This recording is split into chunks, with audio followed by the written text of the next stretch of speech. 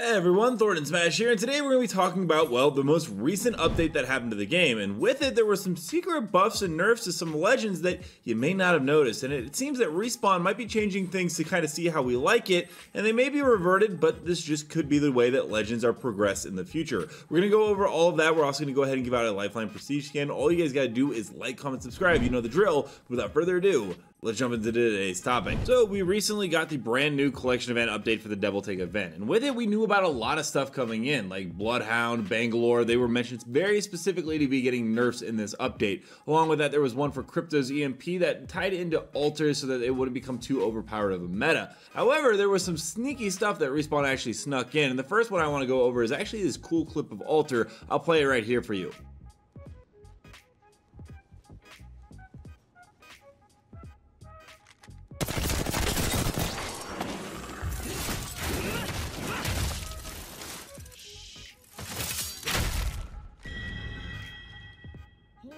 Got some serious chills from that one.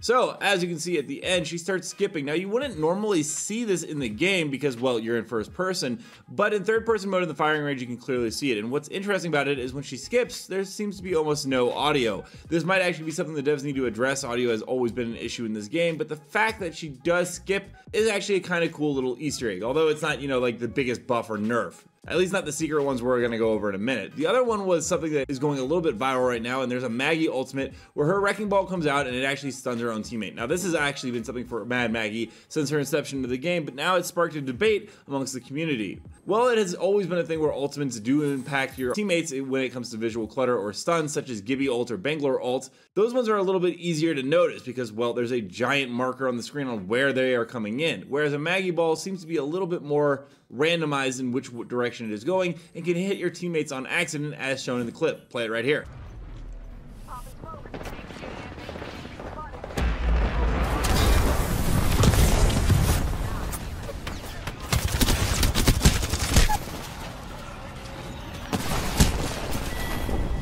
So I guess the main issue is maybe that when you're firing the Maggie ball, there should be an indicator for your teammates on which direction the Maggie ball is going so that they can try to avoid it.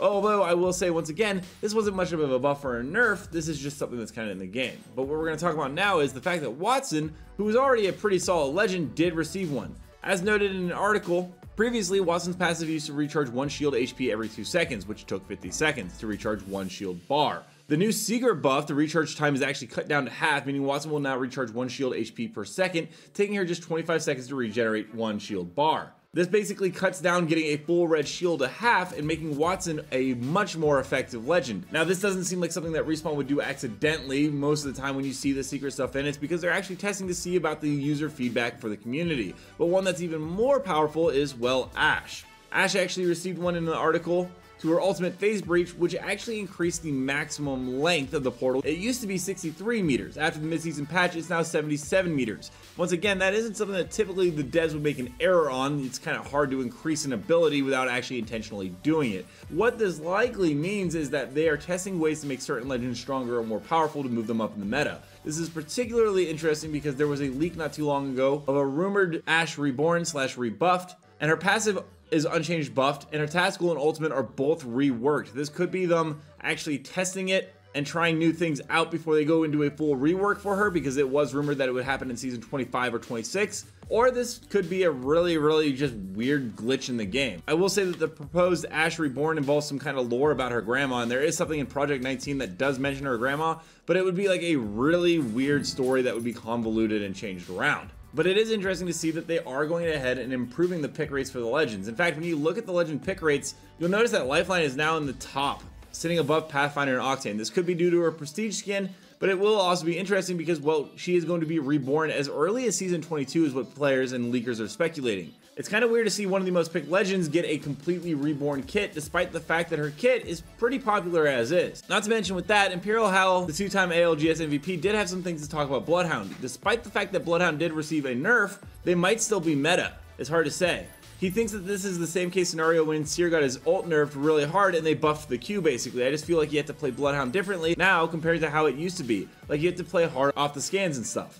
which makes this even more interesting because he's moved over to try other legends, such as implementing Seer since the nerf. Though he isn't a massive fan of him because he called Seer slow after a few games. But going back to those pick rates, it's pretty interesting because Seer has actually seen a slight increase. He's still the least picked legend, but it's clear that the devs are trying to do these secret buffs and nerfs to go ahead and give other legends a shot at the limelight, especially ones that have been underutilized for so long. There was also the buff and nerf to the Havoc, however it was only to the mag size. I don't think we'll see an actual true nerf to the Havoc until we get the recolor, which is supposed to be coming for the next Veilguard collection event, which is going to be one of those milestone ones, which once again, not a huge fan of, and I'm never a fan of when they buff and nerf stuff solely on selling cosmetics. Speaking of which, I'm surprised actually that they did nerf Bangalore. They went ahead and actually made it so that her smoke isn't as visually cluttering, yet they did add brand new Bangalore animations to her heirloom that you can see on screen right here. Go ahead and take a look.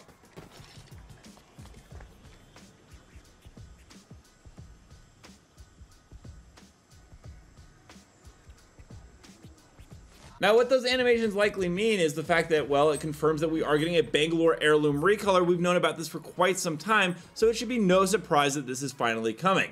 Overall, it's interesting to see that they are still messing around with the meta, even if they aren't 100% clear with us. But I am wondering what other secret buffs and nerfs players are going to figure out throughout the patches, and how this will impact the meta going forward, especially with quads and solos starting to be implemented into the rank system for the future Rumble ranked. Let me know down below if you guys noticed any of these buffs and nerfs and what legends you guys think that actually need to be changed quite a bit. Also, don't forget to check out this channel right here where I cover news on Helldivers 2 and other video games. And until next time, everyone, keep slaying the Outlands. I'll see you out there.